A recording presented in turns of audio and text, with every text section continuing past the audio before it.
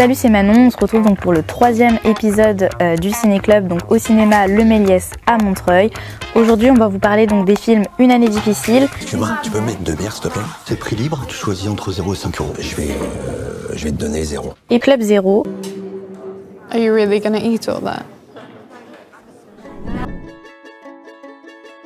Salut, c'est Catel et Zoé et aujourd'hui on est là pour vous parler du film Club Zéro réalisé par Jessica Hausner. Club Zéro, ça se passe dans un lycée privé. Une nouvelle professeure ouvre une classe sur l'alimentation consciente et elle va avoir une énorme emprise sur les 7 élèves qui rejoignent son groupe jusqu'à basculer dans la dérive sectaire. Moi je pense ce qui m'a le plus marqué dans le film, c'est à quel point la réalisatrice, elle va prendre un aspect hyper satirique pour aborder le sujet des troubles du comportement alimentaire, mais aussi de parler de notre société aujourd'hui, de consommation et du rapport à l'alimentation, surtout chez les jeunes. C'est vrai que c'est hyper ironique de prendre cette conscience de l'écologie ou de la question de l'alimentation chez des élèves ultra riches, donc qui ont la possibilité de se poser ces questions-là.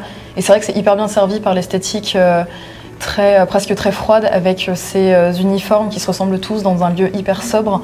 Ça crée vraiment une esthétique très classique et ça permet de mettre en avant le fait que ça se détériore de plus en plus. Plus la trame du film avance, plus on voit que la solitude, même la personnalité des élèves ressort de plus en plus et on voit beaucoup de choses arriver dont on ne peut pas vous parler, mais on vous invite à voir le film. Donc vraiment c'est hyper important et je pense que tu voulais nous parler de la musique aussi dans le film. Ouais, moi ce que je trouvais hyper intéressant c'est que notamment dans la réflexion qu'elle a autour de l'alimentation, il y a cette chose de la méditation et ce que la réalisatrice va vraiment utiliser, c'est le chant dans la méditation. Alors au début, on a juste quelques notes par la professeure elle-même et puis ça se diffuse chez les élèves et le chant, il prend en importance au fur et à mesure que le film avance et la litanie, elle devient de plus en plus forte et donc on a vraiment, je trouvais que ce motif musical, il permettait vraiment de concrétiser la secte qui se referme sur eux et donc, je trouve que c'était un beau modèle, c'est très visuel en fait quelque part.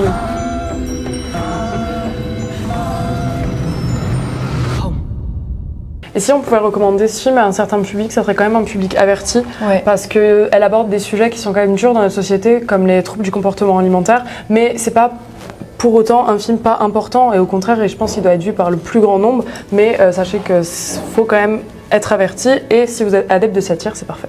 Ce qu'on peut recommander aussi, c'est avoir quelqu'un avec qui discuter à la sortie du film pour pouvoir échanger sur ce qui vous a fait ressentir.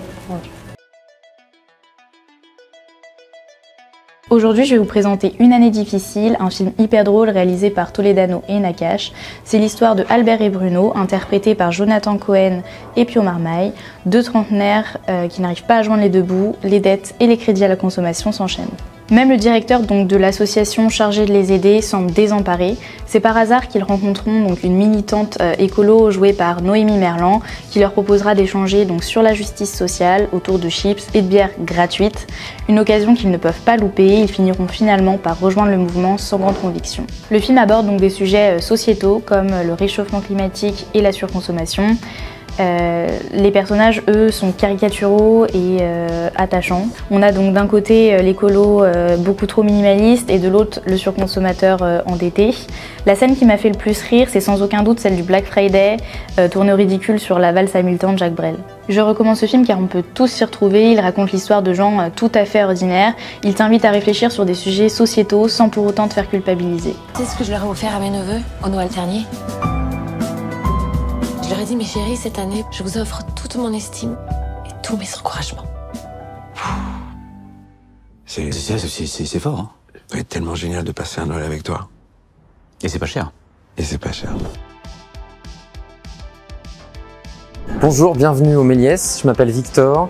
Je travaille ici en tant que chargé de la conquête des nouveaux publics et de la communication. Je vous invite à venir découvrir ce cinéma qui est le plus grand cinéma public d'Europe et qui a la particularité de montrer un nombre de films absolument incroyables. On va aussi bien du blockbuster américain qu'aux films d'auteurs passés par les plus grands festivals internationaux et on a la chance d'être le cinéma qui reçoit le plus d'équipes de films chaque année en France. Et en parallèle de ça, on a une programmation de cinéma de genre, une programmation autour des animés japonais et on organise à 2 reprises dans l'année des nuits de cinéma, une pour fêter l'arrivée de l'été et une autre pour Halloween qui aura lieu le 28 octobre de 22h à 6h du matin. C'est l'occasion de passer une nuit pas tout à fait comme les autres.